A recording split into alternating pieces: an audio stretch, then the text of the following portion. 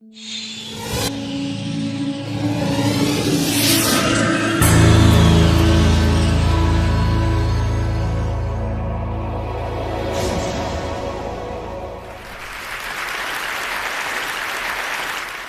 was one of many fellow inmates who had big plans for the future. He had a vision. When he got out, he was going to leave the dope game for good and fly straight. And he was actually working on merging his two passions into one vision. He'd spent $10,000 to buy a website that exclusively featured women having sex on top of or inside of luxury sports cars. It was my first week in federal prison. And I was learning quickly that it wasn't what you see on TV. In fact, it was teeming with smart, ambitious men whose business instincts were in many cases as sharp as those of the CEOs who had wined and dined me 6 months earlier when I was a rising star in the Missouri Senate. Now, 95% of the guys that I was locked up with had been drug dealers on the outside. But when they talked about what they did, they talked about it in a different jargon, but the business concepts that they talked about weren't unlike those that you'd learn in a first-year MBA class at Wharton. Promotional incentives, you never charge a first-time user. Focus grouping, new product launches, territorial expansion. But they didn't spend a lot of time reliving the glory days. For the most part, everyone was just trying to survive. It's a lot harder than you might think. Contrary to what most people think, taxpayers don't pay for your life when you're in prison. You got to pay for your own life. You got to pay for your soap, your deodorant, toothbrush, toothpaste, all of it. And it's hard for a couple of reasons. First, everything's marked up 30 to 50% from what you'd pay in the street. And second, you don't make a lot of money. I unloaded trucks. That was my full-time job, unloading trucks at a food warehouse for $5.25, not an hour, but per month. So how do you survive? Well, you learn to hustle. There's all kinds of hustles. There's legal hustles.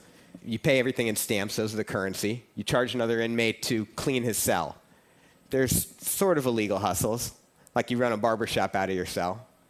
There's pretty illegal hustles. You run a tattoo parlor out of your own cell. And there's very illegal hustles, which you smuggle in or you get smuggled in, drugs, pornography, cell phones. And just as in the outer world, there's a risk-reward trade-off. So the riskier the enterprise, the more profitable it can potentially be. You want a cigarette in prison? $3 to $5. You want an old-fashioned cell phone that you flip open and is about as big as your head? $300. You want a dirty magazine? Well, it can be as much as $1,000. So as you can probably tell, one of the defining aspects of prison life is ingenuity.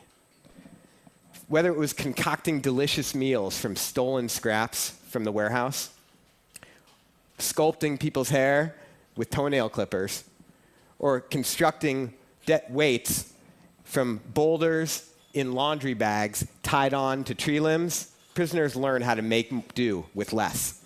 And many of them want to take this ingenuity that they've learned to the outside and start restaurants, barbershops, personal training businesses.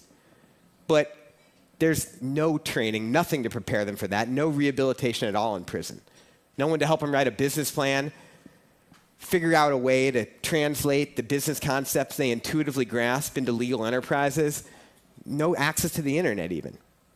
And then when they come out, most states don't even have a law prohibiting employers from discriminating against people with a background. So none of us should be surprised that 2 out of 3 ex-offenders reoffend within 5 years. Look, I lied to the feds. I lost a year of my life from it. But when I came out, I vowed that I was going to do whatever I could to make sure that guys like the ones I was locked up with didn't have to waste any more of their life than they already had. So I hope that you'll think about helping in some way. The best thing we can do is figure out ways to nurture the entrepreneurial spirit and the tremendous untapped potential in our prisons. Because if we don't, they're not going to learn any new skills that's going to help them, and they'll be right back. All they'll learn on the inside is new hustles. Thank you.